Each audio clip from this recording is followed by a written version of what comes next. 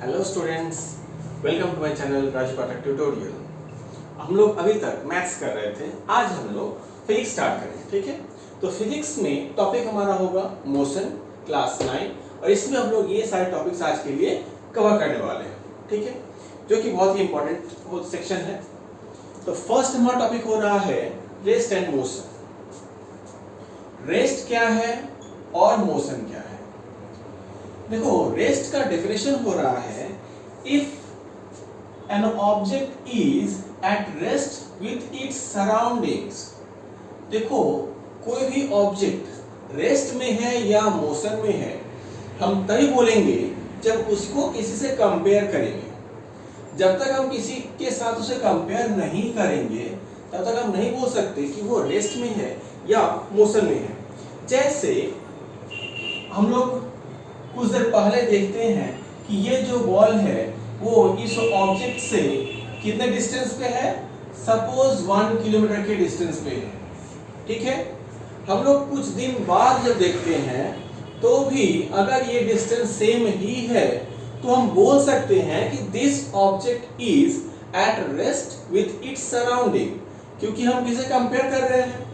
अगर हम कंपेयर नहीं करते हैं तो हम बोल नहीं सकते कि वो ऑब्जेक्ट रेस्ट में है या मोशन में है। सिमिलरली मोशन के लिए क्या बोला हुआ है? If the object changes it's position with its surroundings. Initially हम मान लेते हैं कि ऑब्जेक्ट कहां पे है?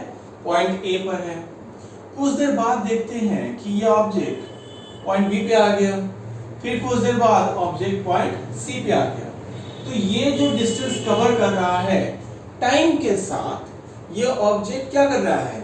इस मेन अपने रेफरेंस पॉइंट के साथ अपना डिस्टेंस चेंज कर रहा है। तो ऐसे कंडीशन में हम लोग बोलेंगे कि the object is in motion. ठीक है, तो रेस्ट में क्या है? If the object does not change its position with respect to its surroundings और immediate surroundings, which time is called at rest. If the object is changing its position with respect to its surroundings, अपने किसी respect के साथ, respective कोई भी surrounding है उसके साथ ये ऑब्जेक्ट अपना टाइम इंटरवल होगा, तो उसमें ये ऑब्जेक्ट पोजीशन चेंज कर रहा है या नहीं, उसको हम लोग बोलेंगे मोशन। ठीक है, नेक्स्ट हमारा टॉपिक क्या आ रहा है? One dimensional motion. तो 1D क्या है? One dimensional motion. Topic 2 one dimensional motion. इसमें है 1D कि अगर किसी भी ऑब्जेक्ट के मोशन को हम लोग वन डायरेक्शन में दिखा सकते हैं। जैसे ग्राफ का ये हो गया, हम लोग दो डायरेक्शन देखते हैं, y एंड y डैश। तो ये कितना डायरेक्शन है? दो डायरेक्शन है। थर्ड लेते हैं z, जो कि हमारा 3 डायरेक्शन हो रहा है। तो यदि हम लोग कोई भी ऑब्जेक्ट को x, y और z, ये तीनों ही डायमेंशन है, 3 कोऑर्डिनेट्स है। 3 कोऑर्डिनेट्स में अगर हम किसी ऑब्जेक्ट का पोजीशन शो करते हैं तो वो कहलाएगा 3D। अगर 2 कोऑर्डिनेट में किसी ऑब्जेक्ट का पोजीशन हम शो करते हैं तो वो कहलाएगा 2D। एग्जांपल में क्या हो रहा है? अभी हम लोग क्या पढ़ रहे हैं? 1D, यानी कि सिर्फ कोई एक ही कोऑर्डिनेट रहेगा और कोई एक 0 होगा। जैसे हम लोग को बोला गया कि 0 2 5 0, तो 0 2 को अगर हम ग्राफ में लेते हैं, z अभी के लिए हम लोग इग्नोर किए। 0 2 अगर हम लेते हैं तो y डायरेक्शन में 1 2 क्या x है क्या? नहीं, सिर्फ कौन सा डायरेक्शन है? y, बस एक ही कोऑर्डिनेट है। सिमिलरली यहां पे हम आते हैं तो क्या है? 5 है in the x direction, 5 points in x direction, तो 1 2 3 4 5 x में आया ना, लेकिन y है क्या? नहीं, y 0 है। तो अगर किसी भी ऑब्जेक्ट का पोजीशन हम लोग एक ही कोऑर्डिनेट में शो करते हैं, then it is called one dimensional motion.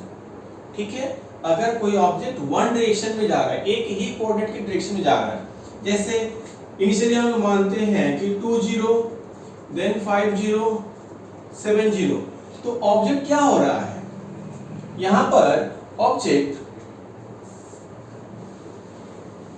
किस डायरेक्शन में जाएगा, ये x है ना, x और x, y हमारा 0 है, तो ऑब्जेक्ट हमारा सिर्फ x डायरेक्शन में जा रहा है। फर्स्ट है 2 यूनिट्स, देन है 5 यूनिट्स, पोजीशन A हो गया, 5 यूनिट्स है 3 4 5, ये पोजीशन B हो गया, एंड 6 7 ये हमारा हो गया पोजीशन C।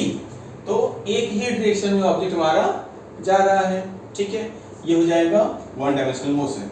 मे बी ऐसा नहीं होगा कि अगर ये दिया जाता x पोजीशन 0 है, y में हम 3 दिए, 0 5 रखे और 0 8 रखे, तो इस पर हमारा किस डायरेक्शन में जाएगा ऑब्जेक्ट, y एक्सिस में जा रहा है, कितना यूनिट है 3 यूनिट्स, x तो 0 है, अगर इसको x एक्सिस दिखा दे रहे हैं और ये y डैश, तो y में कितना है 3 यूनिट, 1 2 3, ये हो गया 3 यूनिट पे आएगा, पॉइंट कुछ लेते हैं, f से स्टार्ट करते हैं, f, यहाँ पे g 5 यूनिट, 3 हो गया था ना 4 5, ये हो गया हमारा पॉइंट g, और ये हो गया h, कितने यूनिट पे है 8 यूनिट्स पे है, 1 2 3 4 5 6 7 8, ये हो गया हमारा h।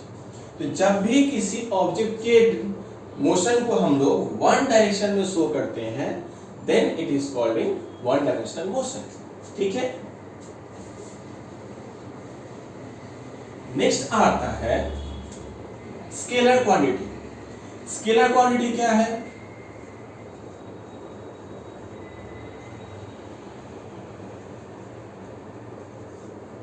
स्केलर क्वांटिटी क्या है, the quantity which has magnitude and does not require direction, or the quantity which has only magnitude is called scalar quantity। magnitude में बोलने का मतलब क्या हो रहा है कि इसमें क्या क्या होगा, न्यूमेरिकल वैल्यू होगा, और क्या होगा, तो यूनिट होगा, डायरेक्शन नहीं होगा। जैसे हम अगर लेते हैं कि 10 सेंटीमीटर, तो कोई ऑब्जेक्ट मूव कर रहा है, मोशन में अगर आते हैं लेंथ में, तो सपोज कोई ऑब्जेक्ट मूव कर रहा है, तो 10 सेंटीमीटर गया, अपने इनिशियल पोजीशन से राइट साइड में 10 सेंटीमीटर गया, या किसी डायरेक्शन में, सपोज हम मानते हैं कि हम नॉर्थ डायरेक्शन में जा रहा है, 10 सेंटीमीटर गया, तो यहां पर हम अगर डायरेक्शन नहीं बोले, क्या बोले हैं, ऑब्जेक्ट अपने पोजीशन से, इनिशियल पोजीशन से 10 सेंटीमीटर मूव किया, किधर मूव किया पता है क्या, नहीं, हम इधर से ये लेफ्ट गया या राइट गया, हमें पता है नहीं, ऑब्जेक्ट अपने इनिशियल पोजीशन से 10 सेंटीमीटर मूव किया या 1 किलोमीटर मूव किया किसी भी डायरेक्शन में, तो ये 110 क्या है हमारा न्यूमेरिकल वैल्यू, और किलोमीटर सेंटीमीटर ये क्या है हमारा यूनिट। तो ये दो चीज इसमें होगा, इसीलिए इसे बोला गया है the quantity which has only magnitude is called scalar quantity. Clear है। नेक्स्ट हम लोग का आता है वेक्टर क्वांटिटी। वेक्टर क्वांटिटी क्या है, इसमें हो जाएगा पॉइंट नंबर 4, वेक्टर क्वांटिटी। ये क्या होता है, the quantity which has magnitude as well as direction. इसमें मैग्नीट्यूड तो होगा बट डायरेक्शन भी होगा। अभी हम लोग जो डिस्कस कर रहे थे कि ऑब्जेक्ट मूव किया अपने इनिशियल पोजीशन O से, अब हम बोलेंगे कि ये 1 किलोमीटर राइट साइड में जा रहा है, ठीक है, या एक डायरेक्शन में देंगे कि ये अपने पोजीशन से 1 किलोमीटर नॉर्थ में गया या साउथ में गया, ईस्ट में गया, वेस्ट में गया, कोई डायरेक्शन हमको बोलना पड़ेगा, ठीक है। कोई टेबल है, इस टेबल से अगर हम ऑब्जेक्ट को गिराते हैं तो ये ऑब्जेक्ट जो गिर रहा है एक ही डायरेक्शन में गिरेगा ना, डाउनवर्ड डायरेक्शन है, ये हमारा वेक्टर क्वांटिटी होगा। हम कोई बॉल है जिसे हम ऊपर थ्रो कर रहे हैं, ऊपर थ्रो करेंगे तो ये क्या होगा, एक ही डायरेक्शन में जाएगा, वेक्टर क्वांटिटी कहलाएगा। कोई ऑब्जेक्ट हम एक डायरेक्शन में फेंकते हैं, वेक्टर क्वांटिटी कहलाएगा। ठीक है, तो इसमें क्या होता है, इसका प्रॉपर्टी क्या है, इसमें होगा न्यूमेरिकल वैल्यू, सेकंड क्या होगा, इसमें यूनिट होगा, एंड थर्ड वन इसमें डायरेक्शन भी होगा। क्या रहेगा, डायरेक्शन रहेगा। किस डायरेक्शन में जा रहा है वो बोलना जरूरी है। तो स्केलर और वेक्टर में बेसिक डिफरेंस क्या है, डायरेक्शन। स्केलर में डायरेक्शन नहीं होगा, वेक्टर में डायरेक्शन होगा। ठीक है, नेक्स्ट आते हैं डिस्टेंस। 0.5 डिस्टेंस क्या है, या इसका सेकेंड हम लोग पाथ बोल सकते हैं क्या, path length, length of path covered by object. कोई भी एक क्वेश्चन है, पॉइंट ए से हम बी पे गए, बी से सी पे गए, ए से बी गए, बी से सी गए, मे बी ये हमारा 1 किलोमीटर है, ये 5 किलोमीटर है। तो डिस्टेंस कितना गए from A to C, A to B का डिस्टेंस कितना है, 1 kilometre, and A to C का डिस्टेंस कितना है, 1 + 5 दैट इज 6 किलोमीटर। ठीक है, क्योंकि डिस्टेंस में क्या बोला है, length of path covered, length of path covered. ठीक है, सिमिलरली हम लोग नेक्स्ट पॉइंट में आएंगे डिस्प्लेसमेंट, वहां पे इसका ही यूज है। अब आते हैं हम लोग पॉइंट 6 पे, क्या है, डिस्प्लेसमेंट। दोनों ही ऑलमोस्ट सेम है, बेसिक डिफरेंस क्या है, डिस्प्लेसमेंट में बोला क्या है कि the shortest path between the initial and final position. The shortest path, तो देखो ए से सी का शॉर्टेस्ट पाथ क्या होगा, हम लेते हैं ये पाथ 1 2 और ये हमारा 3, तो 1 2 3 ए से सी तक जाने का शॉर्टेस्ट पाथ कौन सा होगा, ए टू सी। यहां पे हमारा डिस्प्लेसमेंट होगा, ये हो सकता है कि 7 किलोमीटर हो, या फिर ये 6 है ना, तो 6 से कम ही होगा, ये 5 हो सकता है या 4 किलोमीटर हो सकता है। ठीक है, डिस्टेंस से डिस्प्लेसमेंट कभी भी ज्यादा नहीं होगा। सेकेंड ऑप्शन देखते हैं हम लोग, एग्जाम्पल।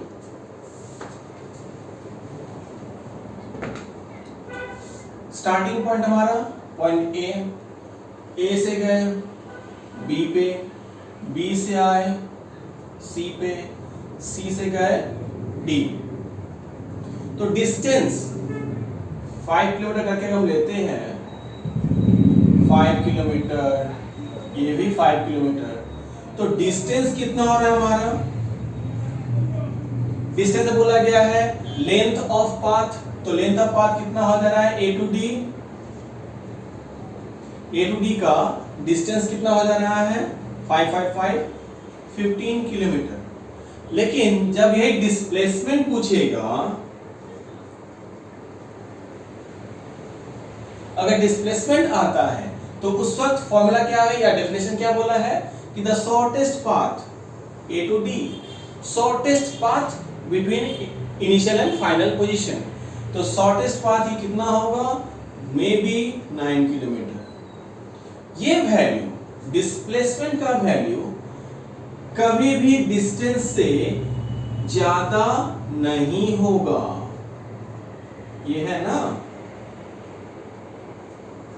ये कभी नहीं हो सकता। डिस्प्लेसमेंट कभी भी डिस्टेंस से ज्यादा नहीं हो सकता, is never greater than distance. Displacement, even displacement क्या हो सकता है, डिस्टेंस के इक्वल हो सकता है, और इससे छोटा हो सकता है। जैसे देखो distance a to d, displacement क्या है a टू d 9 किलोमीटर और डिस्टेंस कितना हुआ 15 किलोमीटर। तो डिस्टेंस 15 आया लेकिन डिस्प्लेसमेंट कितना आया 9 किलोमीटर। तो डिस्प्लेसमेंट इज आइदर लेसर कम है और इक्वल टू, हम ऐसे ना जा करके अगर एक ही मेरा लाइन होता A से D जा रहे हैं, ठीक है, ये एक ही पाथ हुआ, यही मेरा डिस्टेंस है, यही डिस्प्लेसमेंट है। तो डिस्टेंस अगर यहाँ पे 9 किलोमीटर होता है तो डिस्प्लेसमेंट भी 9 किलोमीटर होगा। इसीलिए बोला गया है कि distance and displacement and distance ये दोनों वैल्यू आइदर सेम हो सकते हैं या डिस्प्लेसमेंट डिस्टेंस से छोटा होगा। ठीक है, समझ में आया? डिस्प्लेसमेंट हो गया। नेक्स्ट रिलेशन है displacement can be zero even if distance is not zero. Displacement क्या हो सकता है? जीरो हो सकता है even if distance is not zero. देखो टॉपिक 7 बोला क्या गया है, डिस्टेंस जीरो नहीं है लेकिन डिस्प्लेसमेंट जीरो हो सकता है। कैसे? डी, हम डी तक जाने के बाद हम फिर वापस आ गए, हम यहां से आए ई पर, ई से हम पहुंचे वापस ए पर। तो ये मेरा जर्नी रहा। ये जर्नी कैसे और क्या ले हैं 5, ये दे देते हैं 10 किलोमीटर और ये दे देते हैं 15 किलोमीटर। ठीक है, ये पूरा घूम के आए। तो हमारा यहाँ पे इनिशियल पोजीशन क्या था? पॉइंट ए, हम लोग ए से स्टार्ट किए। फाइनल पोजीशन हमारा क्या है? अगेन ए, हमने ए से स्टार्ट किया था और हम घूम करके वापस कहां आके रुके? ए पोजीशन पे। तो अकॉर्डिंग टू डेफिनेशन डिस्प्लेसमेंट क्या बोला है? The shortest path between the final and initial position. तो हमारा फाइनल पोजीशन क्या है? ए। इनिशियल पोजीशन क्या है? ए। जब पोजीशन चेंज ही नहीं हुआ तो डिस्प्लेसमेंट कितना होगा? Displacement is equal to zero, क्योंकि हमने कोई पोजीशन चेंज किया ही नहीं। इवन डिस्टेंस क्या हो जाएगा? तो डिस्टेंस का डेफिनेशन क्या बोला है? The length of path covered. तो पाथ कितना लिया? 5 + 5 10 + 5 15 + 10 25 + 15 40। तो ये हो जाएगा हमारा 40 किलोमीटर। तो distance is not zero, even displacement can be zero. ठीक है, तो displacement can be zero even if distance is not zero. अगर हम घर से निकले ही नहीं होते, ऐसा तो हो सकता है कि ये तो घूमने के बाद आएगा। मान लो हम घर से निकले ही नहीं, तो उस केस में हमारा डिस्टेंस कितना होगा? अगर हम घर से नहीं निकले तो डिस्टेंस जीरो होगा, डिस्प्लेसमेंट कितना होगा? वो भी जीरो होगा। तो दोनों का वैल्यू सेम हो गया। लेकिन कहीं भी हम लोग ऐसा नहीं दिखा पाएंगे कि डिस्प्लेसमेंट डिस्टेंस से बड़ा हो, कभी नहीं होगा, क्योंकि डिस्प्लेसमेंट जैसा बोला गया है शॉर्टेस्ट पाथ, और शॉर्टेस्ट पाथ हमेशा पाथ कवर्ड से छोटा होगा ही। ठीक है, ये क्लियर हुआ? अब हम आते हैं नेक्स्ट टॉपिक हमारा। अब हम लोग टॉपिक में जाएंगे 8 में क्या बोला हुआ है? स्पीड। स्पीड ऐसे दिखाते हैं, S is equals to distance by time, distance by time। whereas speed के साथ हम अगर वेलोसिटी को कंपेयर करते हैं, और ऑप्शन 13 में क्या है? वेलोसिटी। दोनों ऑलमोस्ट सेम है, इसीलिए एक साथ हम लोग कवर कर रहे हैं d/t। वेलोसिटी क्या है? is a displacement by time। देखो दोनों ही तो डिस्टेंस है, लेंथ का ही है। लेकिन वेलोसिटी में क्या होता है, डिस्प्लेसमेंट वर्ड है। डिस्प्लेसमेंट मतलब डायरेक्शन होगा, स्पीड में क्या है, डिस्टेंस, डायरेक्शन नहीं है। तुम अगर इस तरह से जाते हो तो ये क्या है, हर बार हमारा डायरेक्शन चेंज हो रहा है, हम एक फिक्स्ड डायरेक्शन में नहीं जा रहे। हमारा अगर डायरेक्शन चेंज हो रहा है तो वो क्या हो जाएगा, स्पीड, ठीक है, क्योंकि यहाँ पे हमारा स्केलर क्वांटिटी है। सिमिलरली हम अगर एक फिक्स्ड पाथ से जा रहे हैं, एक ही डायरेक्शन में जा रहे हैं, उस कंडीशन में हम बोल सकते हैं कि इसमें क्या है, ऑब्जेक्ट में वेलोसिटी है, क्योंकि वो डिस्प्लेसमेंट आ जा रहा है, सर्टेन डायरेक्शन में है, ठीक है। दोनों का यूनिट सेम होता है।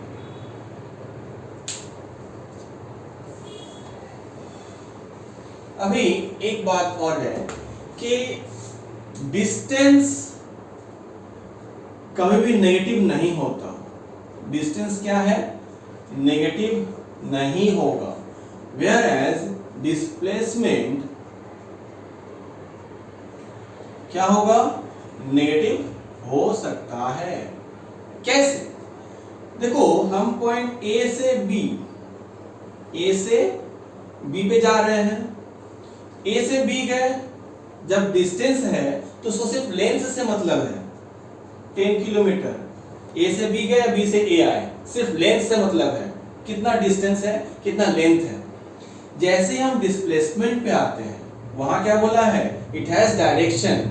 अगर हम डायरेक्शन में जाएंगे तो डिस्प्लेसमेंट के लिए हमारा ए टू बी जा रहे हैं, तो उस केस में हम ए बी एरो दिखाते हैं। डायरेक्शन दिखाने के लिए क्या है, ऊपर एरो दिखाना होता है, ठीक है। तो ए टू बी हमारा पॉजिटिव हो गया, तो हम जैसे ही बी से ए आएंगे उस वक्त हमारा क्या हो जाएगा, वो नेगेटिव डायरेक्शन हो जाएगा। तो डिस्प्लेसमेंट नेगेटिव हो सकता है, लेकिन डिस्टेंस कभी नेगेटिव नहीं होगा, ठीक है। Speed again distance by time है, तो स्पीड क्या हो जाएगा हम लोग का, जीरो नहीं होगा अगर d जीरो ना हो तो। लेकिन वेलोसिटी अगर स्केलर स्पीड का वैल्यू है तो वेलोसिटी हो सकता है कि जीरो हो जाए, क्योंकि वहां पर क्या है, डिस्प्लेसमेंट काम कर रहा है, ठीक है। और डिस्प्लेसमेंट होने के कारण अगर डायरेक्शन ऑपोजिट हो गया तो वेलोसिटी जीरो हो सकता है, even if speed is not zero, क्योंकि इसको तो डायरेक्शन से मतलब ही नहीं है। हम एक बार गए इधर, वापस आ गए, तो एक बार का जो हमारा डिस्टेंस हो रहा है स्पीड के केस में, ये 10 और ये 10, ठीक है, तो 10 प्लस 10 20 हो गया। But in case of displacement हमारा ये पॉजिटिव 10 है और ये नेगेटिव 10 है, दोनों का क्या हो गया, जीरो, तो वेलोसिटी क्या हो जाएगा, जीरो, पर डिस्टेंस जीरो नहीं होगा, ठीक है। ये पार्ट क्लियर हुआ। अब हम आते हैं यूनिफॉर्म स्पीड पे।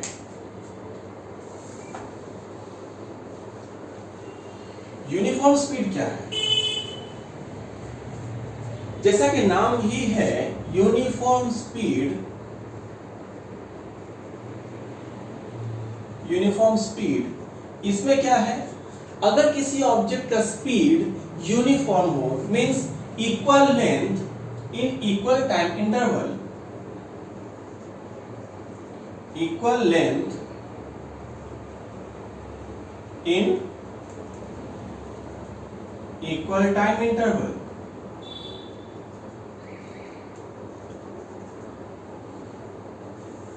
ए से बी हमें जाना है, हम लोग टाइम इंटरवल ले लिए कि ये सब कितना है, 1 आवर का गैप है, T0, T1, T2, T3, T4 and T5।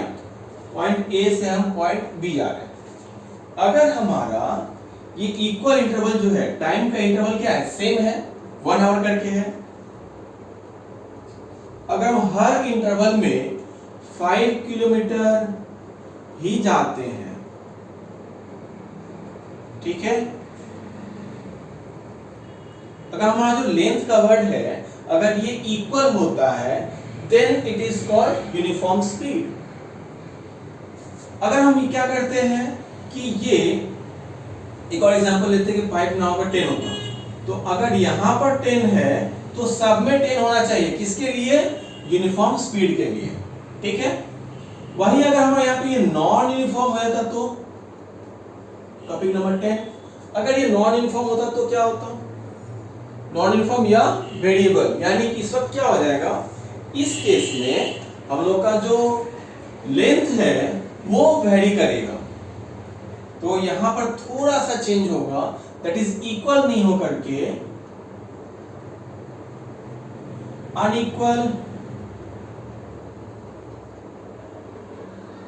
Unequal length in equal time interval, means वही वाला स्टोरी फिर से रिपीट होगा।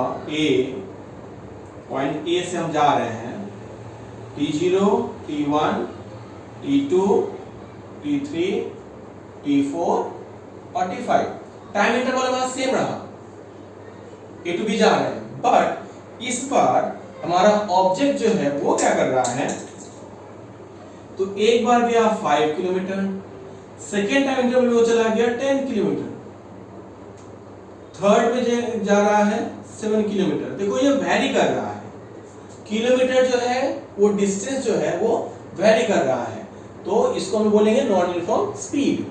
अगर अनइक्वल लेंथ क्या है, अनइक्वल है in equal interval of time, clear है, यही हम लोग कहा जाएगा नॉन यूनिफॉर्म स्पीड। थर्ड आता है एवरेज स्पीड। एवरेज स्पीड क्या होगा, टॉपिक नंबर 11 में क्या है, एवरेज स्पीड। एवरेज स्पीड क्या होता है, total distance by total time. हमने कितना डिस्टेंस कवर किया इन सब का ऐड करेंगे, मे बी ये 8 किलोमीटर रहा हो, ये 12 किलोमीटर लेते हैं, तो जो भी डिस्टेंस लिए सबका addition by total time taken is called average speed, ठीक है। नेक्स्ट आता है इंस्टैंटेनियस स्पीड। इंस्टैंटेनियस में क्या है, देखो एक मोशन हो रहा है, इसमें किसी भी शॉर्ट इंटरवल ऑफ टाइम, बहुत ही छोटे टाइम के लिए अगर हम किसी भी ऑब्जेक्ट का मोशन चेक करते हैं, स्पीड चेक करते हैं, तो ऐसे शॉर्ट इंटरवल के लिए लिया गया टाइम ही कहलाता है इंस्टेंट। किसी एक शॉर्ट इंस्टेंट के लिए हम लोग जब स्पीड चेक करते हैं तो उसको बोलते हैं इंस्टैंटेनियस स्पीड, ठीक है। वेलोसिटी पढ़ चुके हैं, यूनिफॉर्म वेलोसिटी अभी हम लोग डिस्कस किए हैं। जैसा स्पीड है कि अगर यूनिफॉर्म बोला है यानी कि सेम वेलोसिटी रहेगा in the same interval of time. Variable velocity क्या होगा, velocity will change in equal interval of time. Time interval same होगा, लेकिन हमारे ऑब्जेक्ट का जो डिस्टेंस है वो डिस्प्लेसमेंट जो है वो वेरी करेगा, चेंज करेगा। क्लियर है, यहां तक कवर हो गया। तो यहां तक में हम लोग को फॉर्मूलाज के बेसिस में क्या क्या मिला, फॉर्मूलाज में हमें एक मिला क्या, स्पीड जो था distance by time s equals to d by T, velocity में भी डिस्प्लेसमेंट बाय टाइम, एक ये हम लोग को मतलब फॉर्मूला मिला, ठीक है। नेक्स्ट क्लास में हम लोग इसके इसी टॉपिक पे कुछ न्यूमेरिकल्स करेंगे, ठीक है। Thank you.